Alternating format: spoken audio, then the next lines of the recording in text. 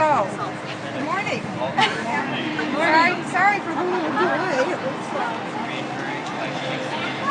sort of just the wrong moment to be leaving the cafe. So we're doing Israeli breakfast today, and I'm not going to do the whole breakfast to make it here. I just was going to. The salad is the key feature of an Israeli breakfast. Have any of you ever been to Israel or had anything like an Israeli breakfast? Well, salad's the unique and unusual feature to an Israeli breakfast. It kind of is a tradition that started with the pioneer days in Israel, and it's kind of, the climate is a little bit like Arizona, so they have lots of wonderful things like avocado and lemons and right outside the door, and it's really easy to run out and pick the things and bring it in. The last time that I was there, I had the good fortune to stay on a moshav, which is kind of a step up from a kibbutz. A kibbutz is sort of a communal setting, communal arrangement, and so we really literally would go out and pick the fruits and vegetables and have salad every morning for breakfast. And it was great, and I did it for 10-15 years. That was my breakfast every day, not just the salad. There's other things that go along with that, and if you go to the hotels in Israel, they're quite elaborate. They'll have various, not as likely to have bean dishes. I'll say more about that in a minute, because we do serve beans with ours, but smoked fish, variety of smoked fish, yogurt, various different kinds of yogurt, eggs of various kinds. We use hard-boiled eggs, and I'll say something about those in a minute too, because they're different from American hard-boiled eggs. And pickles, olives, but the main ingredient is the salad, and that's what I'm going to show you how to make today. You get really quick at this. I'm not a chef, but if you do it every day for 15-20 years, you start to get faster at it. So, but speed isn't the thing. I love this salad. I love to make it. It's my favorite salad. I have 15 salads in the cafe. This one's my favorite to make. It's very meditative, if you look at it the right way, because it's, you could say it's tedious, but I prefer to call it meditative, and I just really love starting my day that way, cutting up that salad and then sitting down to enjoy it, along with other things. Pita, that's, there's bread with every meal. I think it's similar to a European in that way. The breakfast would be really substantial. You get up really early, you go out, you work in the fields, then you come back in, you have your breakfast, and go out first morning, or maybe have a rest in the heat of the day and go out later. What we do in the cafe is, here's your salad. I would actually, when I was doing it for myself and my family, we had the salad piled on there. That was the main thing that we were eating, and it's made up of the classic is a small dice of tomatoes, cucumbers, peppers, onions, cilantro or parsley. Usually, the Israeli or Jerusalem salad is dressed with tahina, the sesame-based dressing with lemon and garlic flavor. But for breakfast, you usually do something lighter, so we do it with olive oil and lemon, which would be more typical for breakfast. And that's what it's dressed with here. This is lebna, which is a very thick middle. Lebanon, it's from Lavan, which means white, and refers to milk. It's so that's a yogurt. It's thicker than Greek yogurt. It's the thickness of a cream cheese, actually. And what I love about that is, if you look on the package of cottage cheese and then you look on the package of lebna, we mix it up a little and season it some.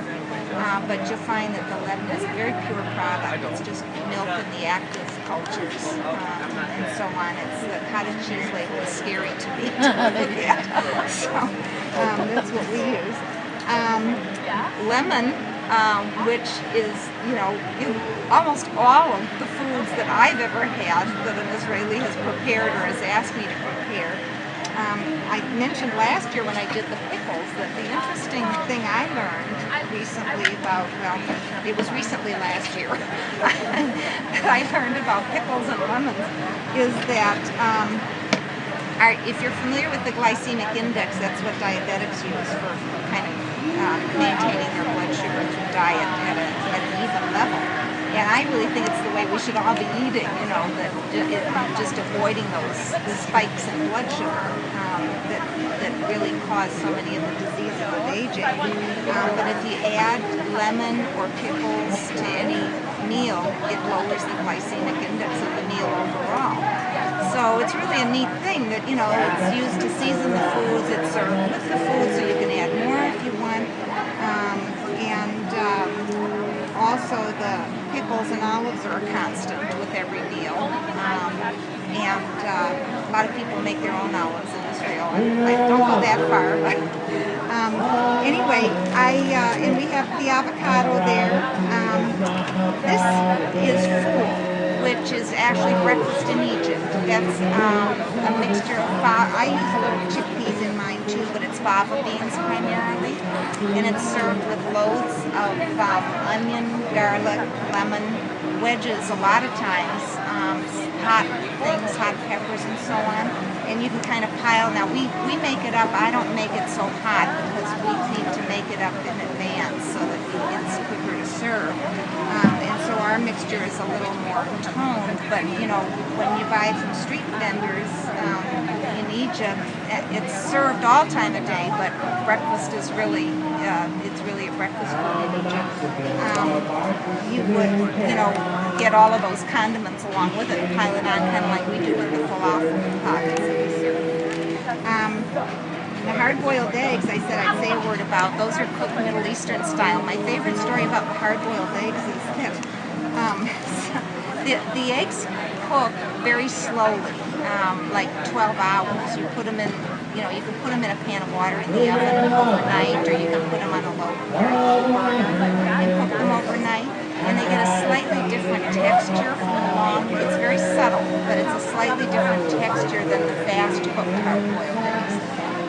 But the main thing about them is because of the lengthy cooking, you can put stuff in the water with them, like onion peels, and it seeps through the shell with the length of cooking, and it turns the white into, you know, in our with the onion peel, you can see it's a little brownish. If I had longer to cook them, they'd get darker and be more distinctive. Sometimes you can put things like turmeric in the water and you'll get brilliant yellow eggs.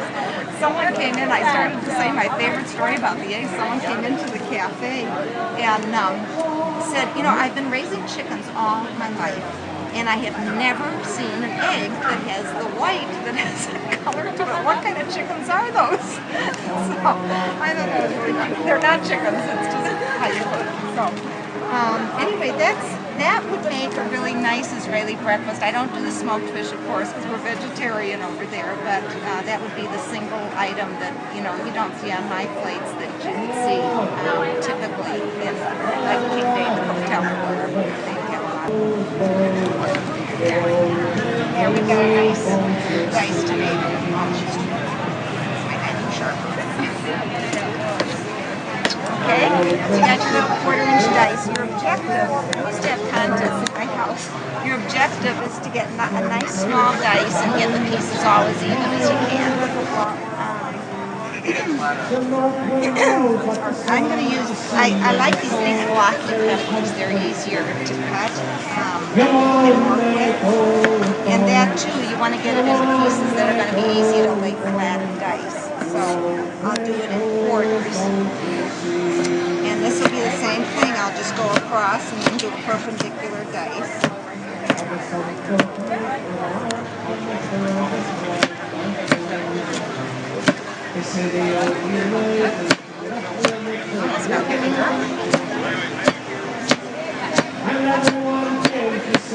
Okay. Now you can use green pepper. In fact, in most of the salads you'll see a green pepper, but I really like the red because it kind of brightens up the salad a lot. It's a brighter red than the tomato. The cucumber, if you cut a flat edge, cut an edge off, cut your ends off, get the even dice. And this, just go down again with your, 1/4 inch or as small as you can work comfortably. And then you can split it in half and lay your 2 parts flat. And go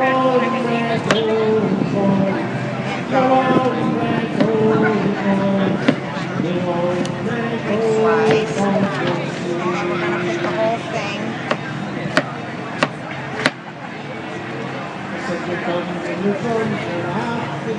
Thanks, guys.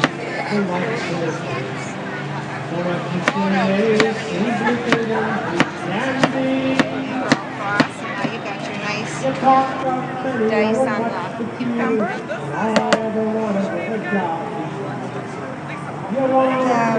Onion. I had somebody teach me once to go this way, and then cut across, and that makes a really nice dice. But someone else taught me recently to cut it in half, go across like this.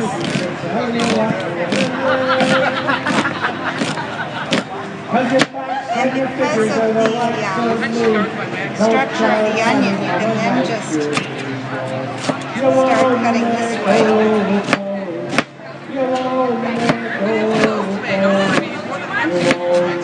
And you get a nice dice out of it like that. And the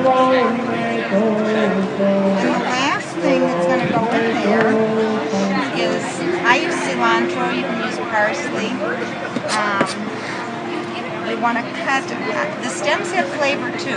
I cut kind of some of the crummy parts of the stem off, but when I go to chop this, I start at the stem end. I roll it a little so it's in tight, and the objective is to kind of, on the first cut through, cut in as close as I can between pieces, because if you start doing too much of this, it mashes it more than anything else. So there are a lot of people who can do a lot better than I can about getting a tiny thing on the first pass, and I'll leave it at that, but I'll probably end up doing a little of that. And now you can see when you mix all of that together, what a gorgeous salad that's going to make. That's the Jerusalem salad, or the Israeli salad. Depends on which side of the border here. Now I think it would be fun, I've often thought, to kind of vary that, just take the technique and reapply it. I'm sure, I'm not big on fruits in my salad, but, there's some wonderful salads that you could make along these lines and add a little fruit into the mix of some kind that would go nicely with that, get a little bit creative and have some fun. But the basic idea is just what we've done here.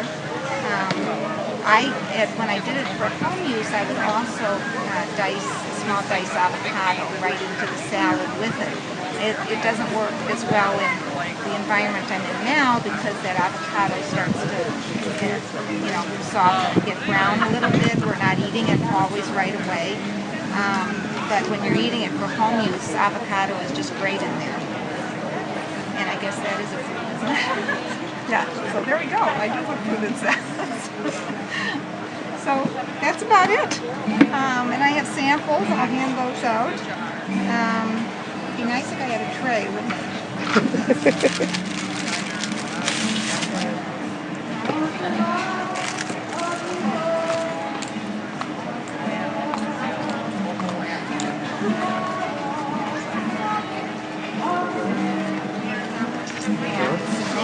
Oh, I didn't bring forks.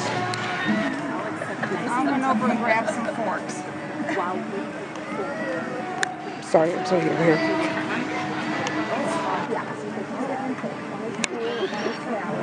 Oh, and by the way, I forgot the pizza. We use whole wheat pita in the cafe, but like I said, bread is a must. And a lot of the things you usually eat with